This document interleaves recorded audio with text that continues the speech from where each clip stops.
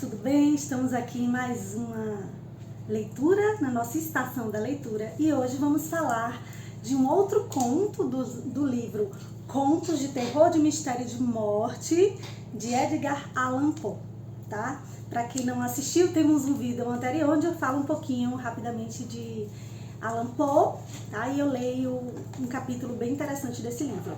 Eu achei fundamental contar um pouquinho dessa história para vocês, porque parece que Allan Poe estava vislumbrando, né, esse momento que a gente está vivendo do Covid, né, da epidemia, porque esse conto, A Máscara da Morte Rubra, fala justamente de uma epidemia. Né? E vamos ver como é que aconteceu essa epidemia aqui nesse conto, é muito interessante. Fica comigo, eu vou ler alguns trechinhos para vocês. Durante muito tempo, num determinado reino, né, a morte rubra devastara, né, aquele país. Jamais se vira peste tão fatal e tão terrível. O sangue era a sua encarnação e o seu sinete, a vermelhidão e o horror do sangue. Aparecia com agudas dores e súbitas vertigens, sentindo-se profusa sangria pelos poros e a decomposição. Né? A gente sabe que antigamente se fazia sangria, que era um processo de retirada do sangue do corpo para tratar várias enfermidades, né? Manchas escarlates no corpo e sobretudo no rosto da vítima eram o anátema da peste, que a privava do auxílio e da simpatia de seus semelhantes. E toda a irrupção, processo e término da doença não duravam mais de meia hora. Imagine que doença que quando se alastrava, devassava e matava mesmo, né? Bom, mas nesse reino, nesse país, tinha um príncipe que era próspero, feliz, destemido e sagaz, tá? Quando seus domínios se viram despovoados da metade de seus habitantes, ele mandou chamar à sua presença um milheiro de amigos sadios e joviais dentre os cavaleiros e damas da corte. Dentre os cavalheiros e damas, retirando-se com eles em total reclusão para uma de suas abadias fortificadas, né? A abadia dele era um edifício vasto e magnífico, né? Uma criação para príncipes mesmo, né?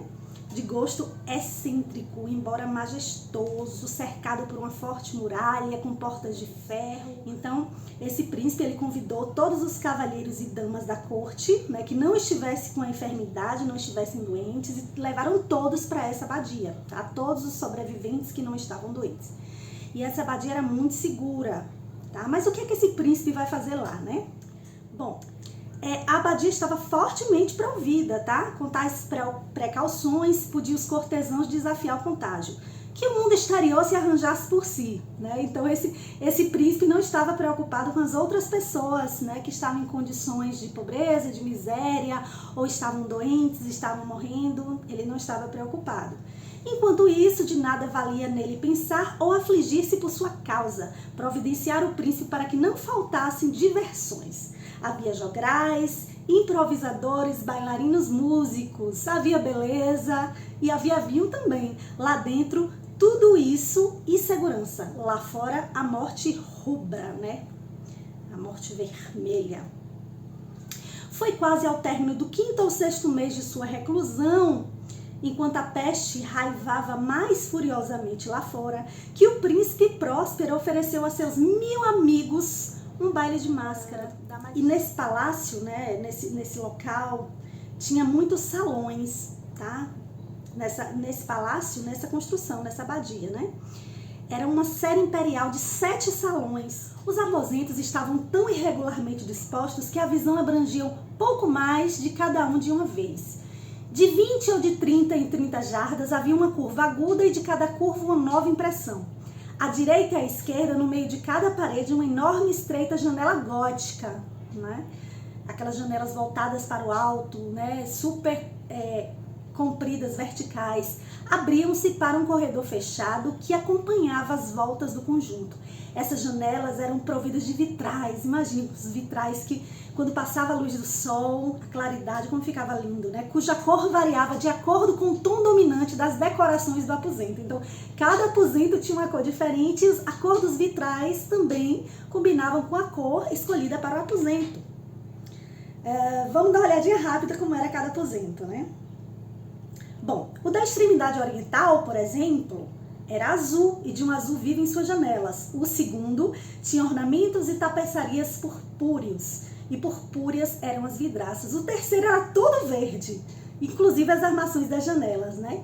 E o quarto era alaranjado, o quinto branco e o sexto roxo. O sétimo era totalmente coberto de tapeçarias de veludo preto, que pendiam do teto e pelas paredes, caindo em pesadas dobras sobre um tapete do mesmo material e da mesma cor. Então, bem preto, né? Somente nessa sala a cor das janelas não correspondia às das decorações. As vidraças ali eram de cor de escarlate, cor de sangue vivo, tá? Imagine esse ambiente, tenta imaginar nesse espaço, porque o gostoso da leitura é a gente se imaginar lá, né? O que é que esse príncipe vai fazer, né? Como será essa festa nesses 7 ambientes, cada um com uma cor diferente, com muita comida, com muita diversão, com música, e nenhum desses...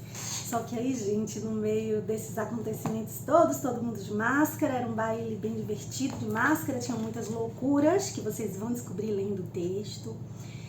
Bom, só que apareceu um mascarado, né? Um mascarado cuja máscara que ocultava o rosto era de tão modo a reproduzir a fisionomia de um cadáver enrijecido que a observação mais acurada teria dificuldade em perceber o engano.